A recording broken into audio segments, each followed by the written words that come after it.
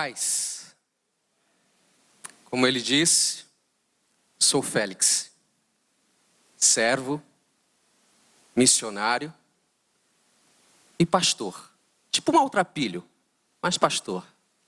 Sou da Igreja Batista Boas Novas, lá de São Paulo. Tem sido um desafio agora estar à frente também de uma igreja, pastoreando, envolvendo. Mas eu queria fazer uma pergunta, e foi a pergunta que eu fiz em 2013. Em 2012 eu encontrei uns doidos, Pierre, Tiago e um pastor amigo lá de Niterói, pastor Mauro. Quando eu falei a respeito do Amazonas. E quando eu estive na igreja do pastor Mauro, eu fiz uma pergunta para as pessoas ali.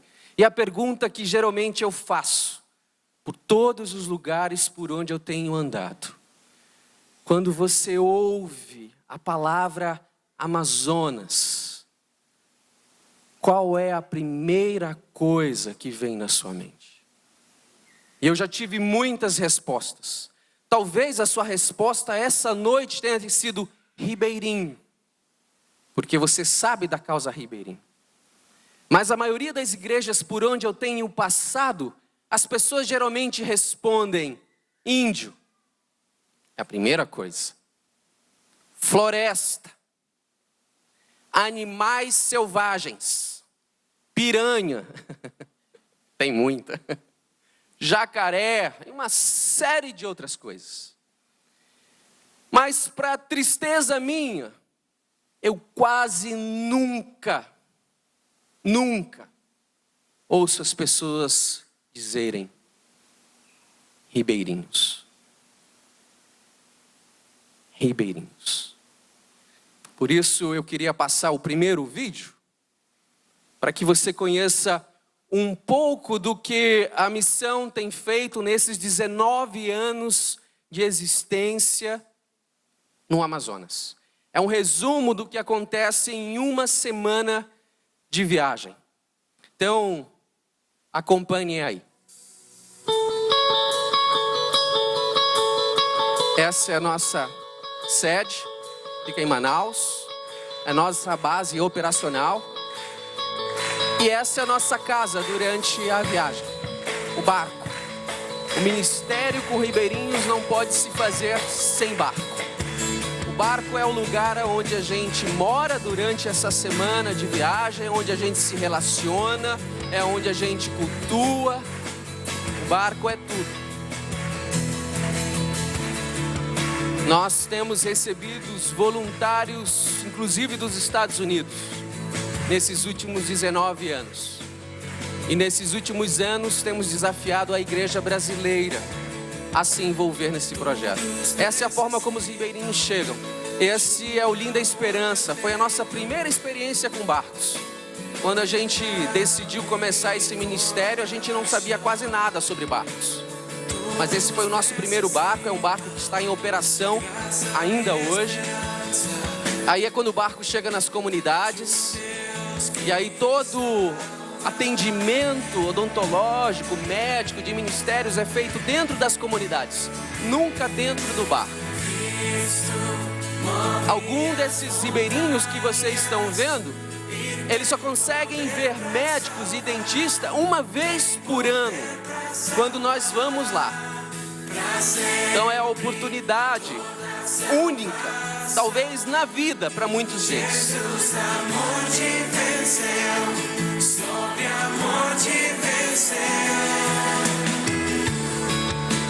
A mãe dessa menininha morreu alguns anos atrás, de câncer colo do útero. Nunca tinha passado num ginecologista. O dia que a gente conseguiu chegar na comunidade, foi detectado isso. E ela veio a óbito.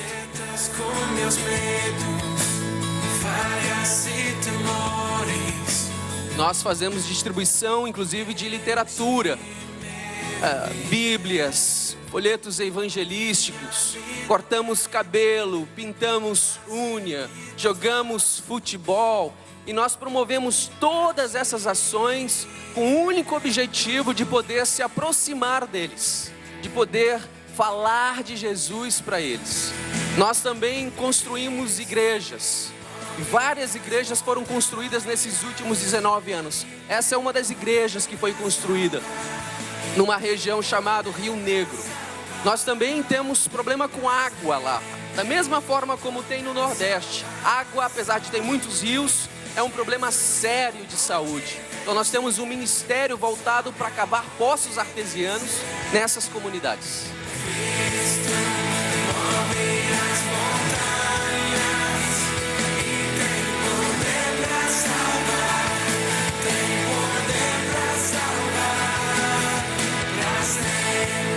Fazemos também distribuição de óculos de leitura. Ribeirinho tem muito problema de visão por causa da incidência solar. É muito forte lá. Ele vive da pesca. A gente joga futebol também quando pode. A gente sempre deixa eles ganharem.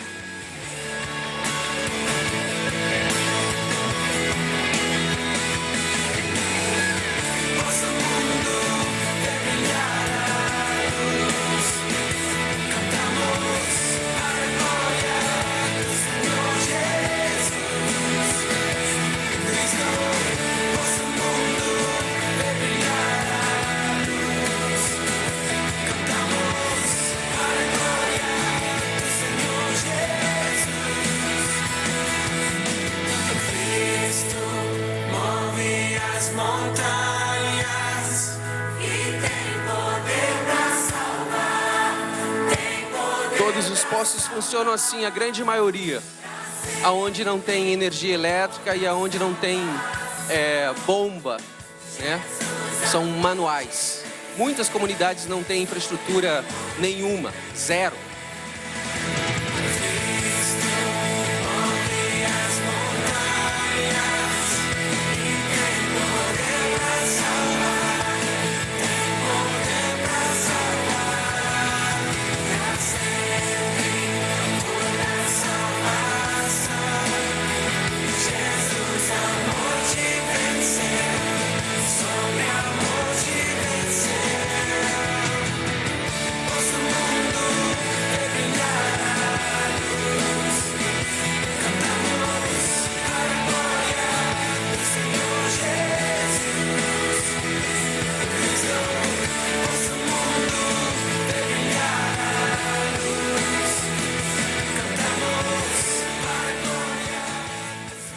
São mais de 30 mil comunidades ribeirinhas existentes.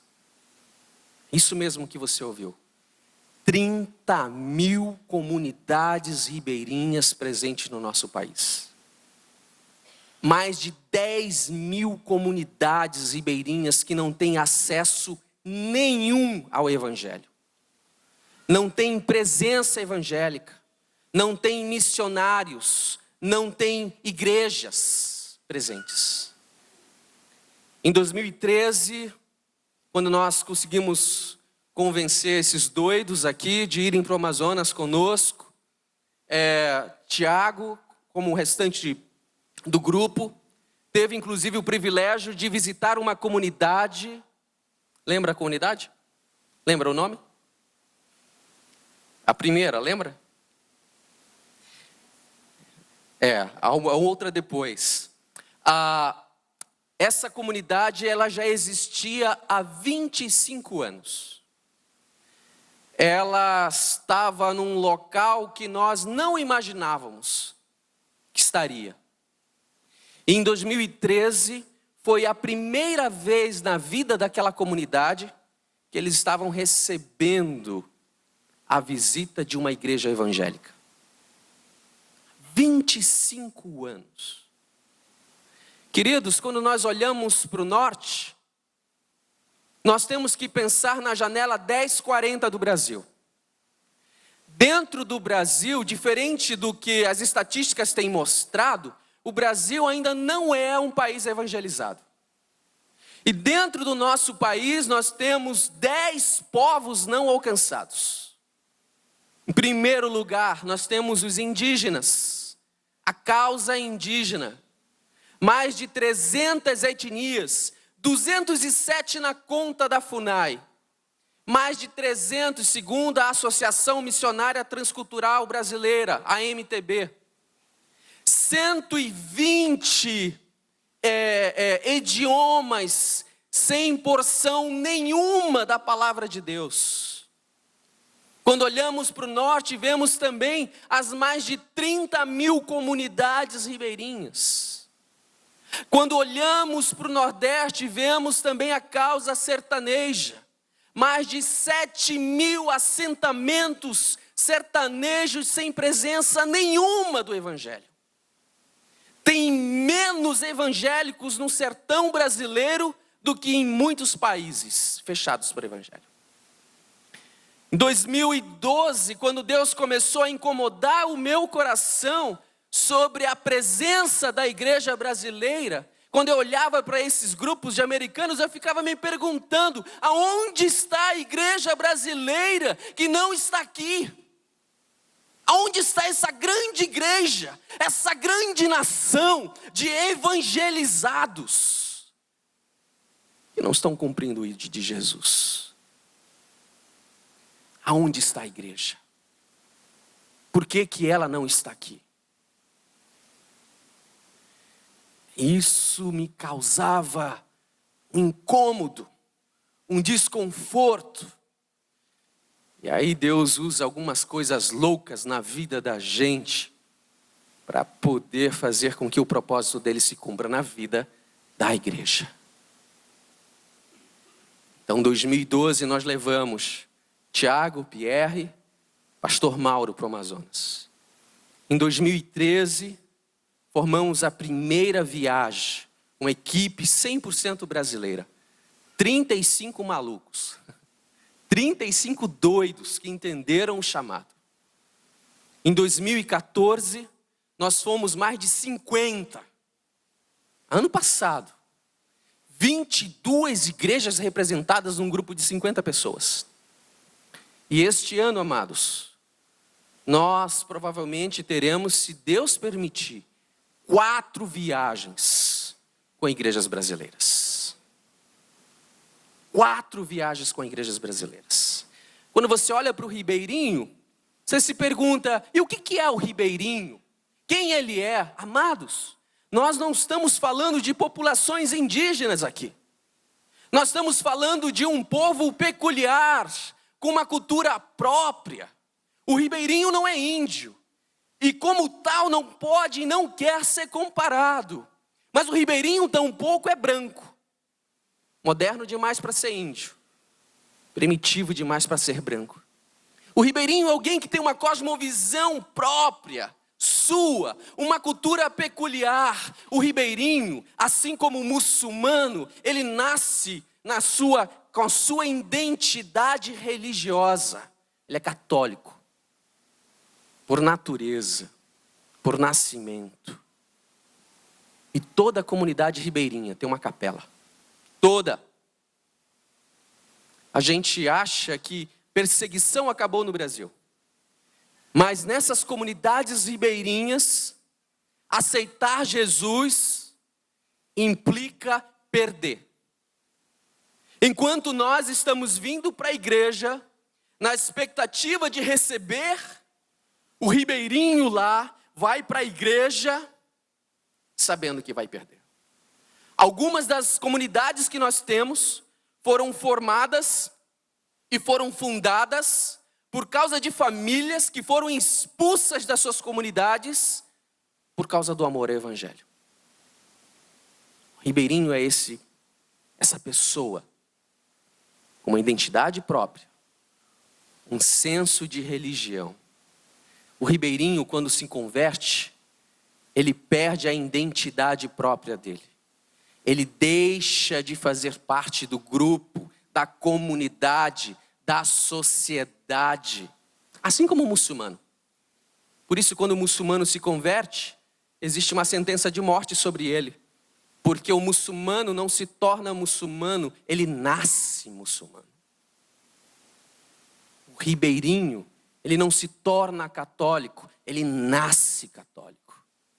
E a partir do momento que ele se converte, aquela identidade é perdida. Totalmente perdida. Solta o outro vídeo, por gentileza.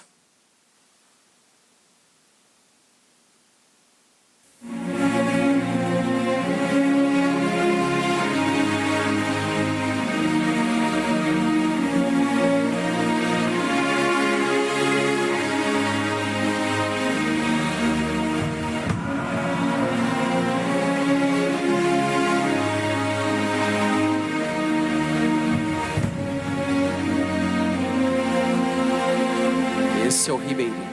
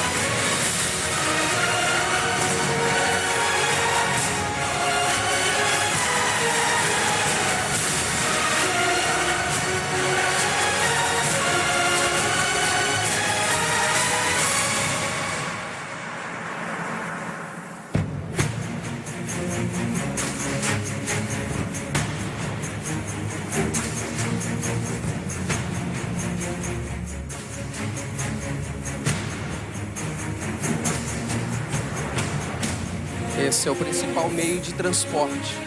Rabeta, tudo que se faz no Amazonas, precisa ter a canoa ou precisa ter o barco.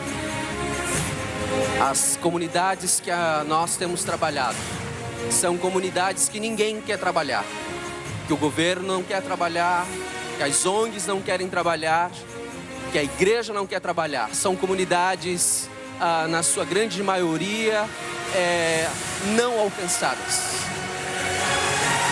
São comunidades que ficam até 30 horas de barco a partir de Manaus.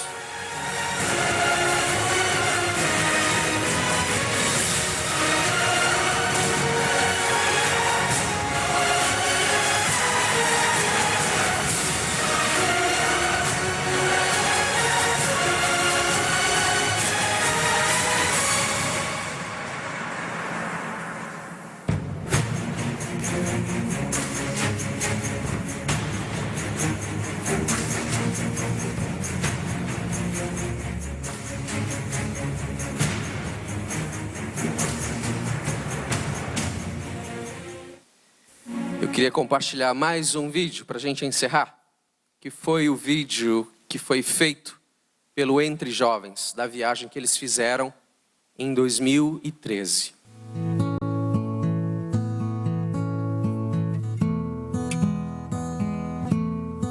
Estamos aqui na comunidade Simeão, que fica em um dos rios da Amazônia. E é a primeira vez que nós estamos aqui nessa comunidade que foi desassistida pela prefeitura, pelo Estado, que há muito tempo tem esperado alguma ação diante das dificuldades, diante das aflições que cada morador aqui tem vivido. E nós viemos aqui para trazer o Evangelho falado, o Evangelho praticado, através de diversas ações: dentista, médico, assistência social, trabalho com crianças e também a perfuração de um poço, trazendo água potável numa comunidade que vivia apenas com água do rio, uma água suja, uma água imprópria para beber.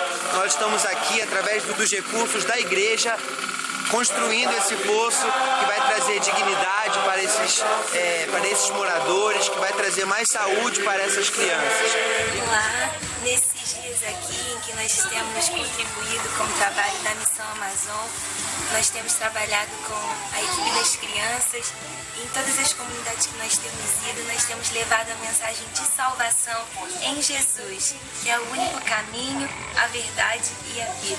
Para as comunidades ribeirinhas tem sido uma alegria enorme fazer parte disso.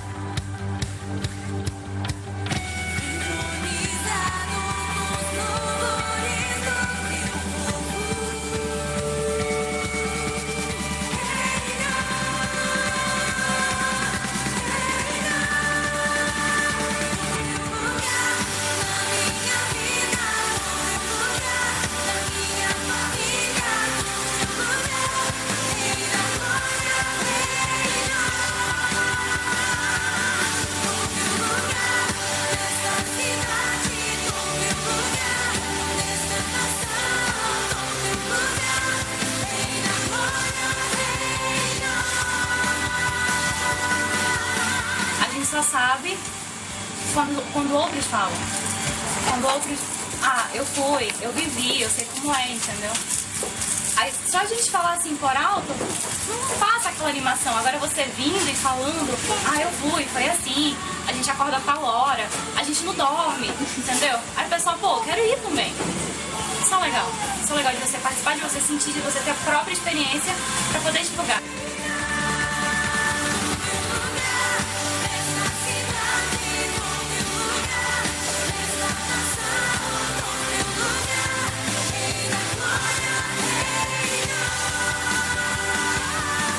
E para finalizar, eu queria que vocês pudessem ver um vídeo só a mais, que é mostrar qual é o objetivo de tudo isso. E eu acredito que esse vídeo é importante para vocês verem a finalidade de tudo que tem sido feito nesses últimos 19 anos. Por favor, o vídeo do Ricardo. O Ricardo é ribeirinho, católico de nascimento, era presidente de uma comunidade e vocês vão ouvir o testemunho dele.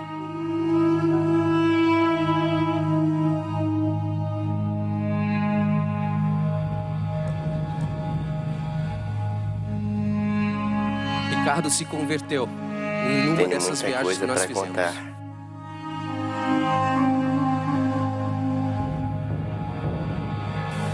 Eu sei que a minha vida é uma história muito grande.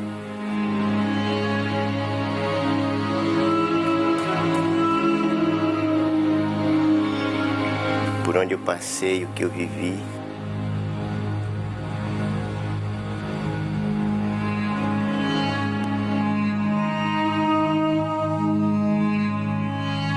Sofri muita dificuldade.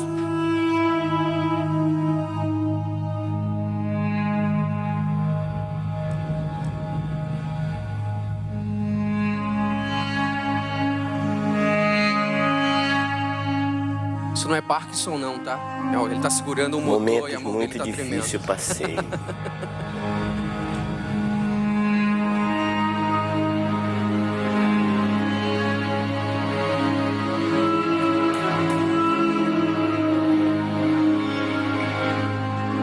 Era uma pessoa totalmente diferente do que sou hoje. Ricardo era um homem duro pro evangelho. Duro, coração endurecido, difícil.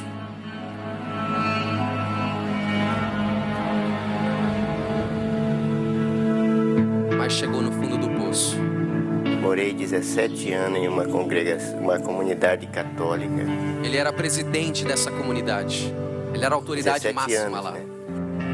Eu vivi uma vida transtornada, no tabagismo, alcoólatra. Era uma pessoa totalmente adúltero. Eu ainda não era evangélico, não cria em Deus. Criam nos santos. Ele era madeireiro, Ricardo. Um certo dia, estava sozinho na mata.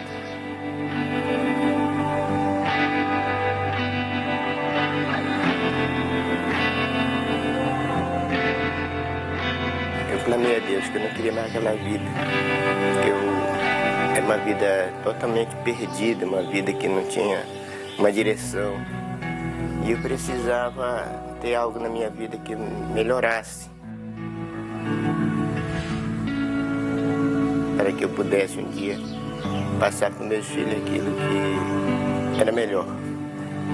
Não queria que eles vivessem o que eu Quando passei nós na vida. conhecemos o Ricardo, ele estava nessa situação deplorável espiritual. Nós pregamos o evangelho para ele e ele se converteu. E a primeira coisa que aconteceu com ele foi que ele foi expulso da Por comunidade essa dele. razão, por eu aceitar Jesus, eu paguei um preço. E esse preço é um preço muito alto, né? Essa foi a casa, inclusive, que a gente ajudou a construir para ele. Ele não tinha para onde ir, a não ser para a Ser floresta. muito perseguido.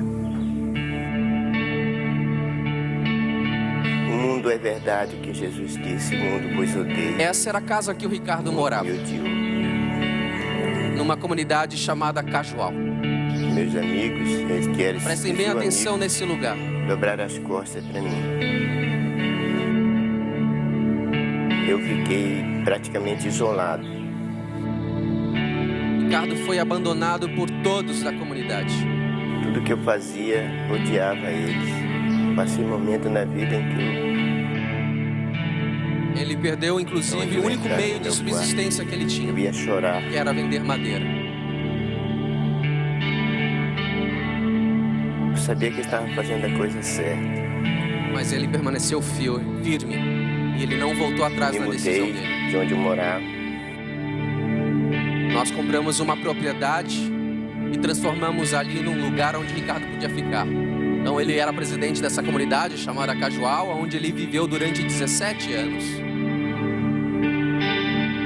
E porque ele se tornou cristão, então os comunitários expulsaram ele fora, exilaram ele naquele lugar, chamado El Shaddai. O El Shaddai fica exatamente do outro lado do rio, da comunidade. Ó. Essa era a comunidade onde ele morava. Vim morar aqui. E quando amanhecia, Essa é a comunidade que ele mora eu hoje. olhava para lá. Sentia vontade de voltar. Sentia vontade de Ricardo sabia que era um caminho sem volta. ir para baixo da minha casa. O que nós Eu fizemos? não consegui voltar mais. Levamos o Ricardo para a cidade de Parintins. Permaneci Lá tem um Instituto Bíblico. crendo verdadeiramente em Deus.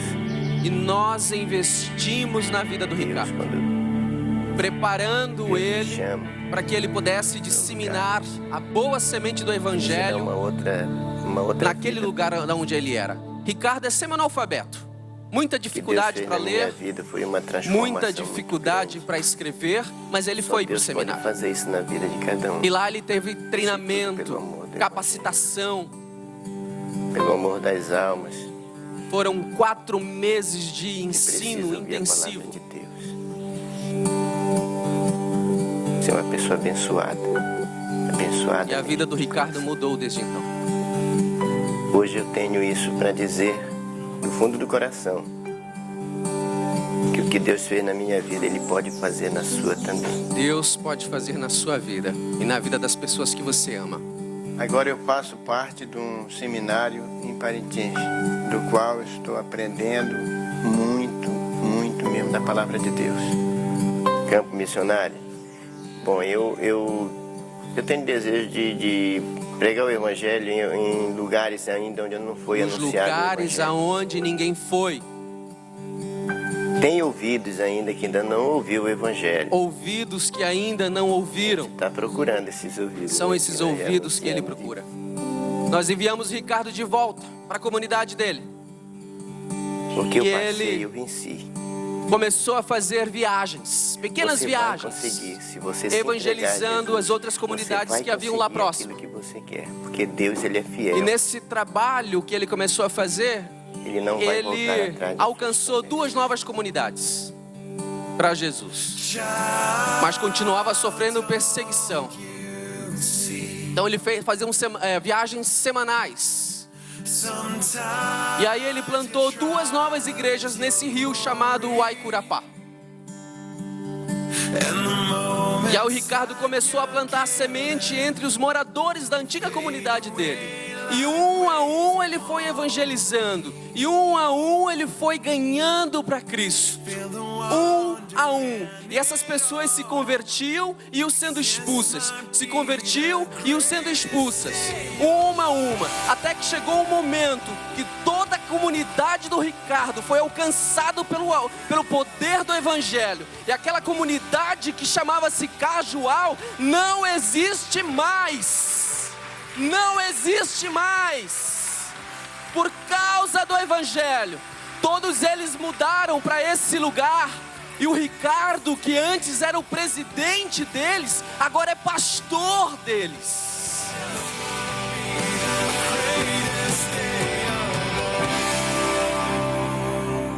E como ouvirão, se não houver quem pregue? Como são belos os pés dos que anunciam boas novas. Eu não sei com relação a você, mas eu tenho falado uma coisa para Deus: Senhor, eu não sei o que o Senhor vai fazer, mas eu só peço uma coisa para o Senhor: não me deixe de fora daquilo que o Senhor está fazendo no meu país e no mundo. Qual é a resposta que você vai dar para Deus?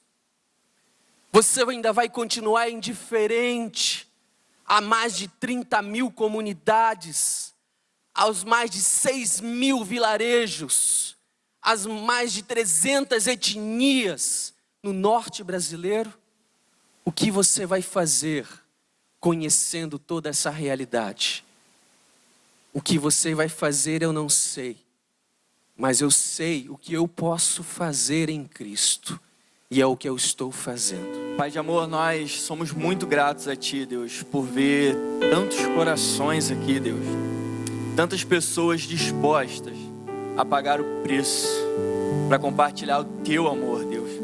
Aquilo que de graça recebemos, de graça, pela Tua graça, daremos àquele povo, ó Pai. Ao nosso povo, Deus. Aos nossos irmãos, ó Deus.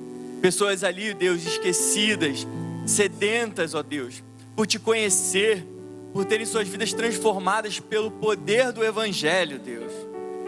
E aqui se levanta, Deus, um povo, uma geração, ó Deus, que se coloca como um sacrifício vivo. Não a geração que entrega o Isaac, mas a geração que é o próprio Isaac, que se coloca no altar para ser consumido pelo Teu poder, para que Tu faças a Tua vontade, tão somente a Tua vontade, ó Deus. Pai, eis aqui as nossas vidas, ó Pai. Nós somos apenas instrumentos nas Tuas mãos, e temos o privilégio, Deus, a alegria, a honra que Tu nos deste, Deus, de compartilhar o Teu amor, de ser, ó Deus, a Tua boca, ó Deus, de levar, ó Deus, a mensagem que transforma, que liberta, que salva, que restaura, que um dia nos encontrou e nos impactou e transformou a nossa vida. Como é bom, ó Deus, nos colocar em Tuas mãos e dizer: faça a Tua vontade, venha o Teu reino e tudo seja para a Tua honra e para a Tua glória, Deus. Como é bom, ó Deus, estar esses dias ali no Amazonas e saber que ao sairmos dali não será os nossos nomes lembrados, mas o Senhor, a visita do Senhor, a presença do Senhor, o Teu amor, ó Deus. Como é bom, ó Deus, voltar ano após ano e encontrar vidas restauradas, novas, ó Deus, Te servindo com alegria, como aqui foi falado, ó Deus, pessoas que se convertem de forma genuína, sabendo, ó Deus, que não são as coisas deste mundo, mas as que estão por vir, o que Tu preparou para os Teus, ó Deus. Atuamos, ó Deus, simplesmente como embaixadores aqui, sabendo que a nossa pátria é nos céus. O tempo que Tu preparaste para cada um de nós e que nós esperamos ansiosos a Tua volta, Senhor. Maranata, Deus, vem, Senhor, vem, Senhor, vem, Senhor. E enquanto aqui estamos, ó Pai, marcharemos e prosseguiremos em anunciar esse reino. O teu reino, venha o teu reino, para a tua glória.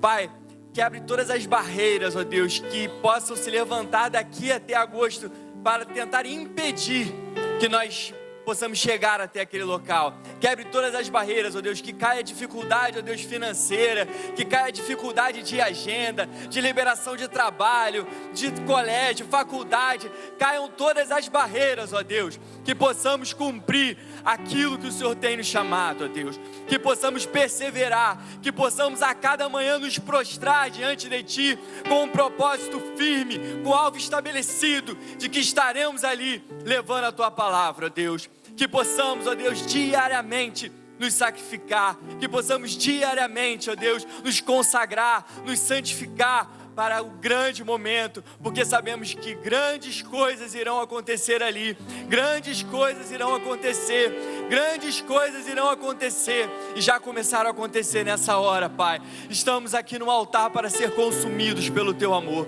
para ser consumidos com o fogo que vem dos céus, para que possamos, ó Deus, experimentar a boa, perfeita e agradável vontade do Senhor para as nossas vidas. Abençoe cada um aqui, abençoe cada um que está aqui presente, ó Deus, porque se o Senhor permitiu que eles ouvissem, que eles tomassem conhecimento desse desafio, é porque o Senhor tem algo para a vida de cada um deles, ó Deus. Então, em nome de Jesus, nós repreendemos todo, Deus, espírito de covardia nesse lugar.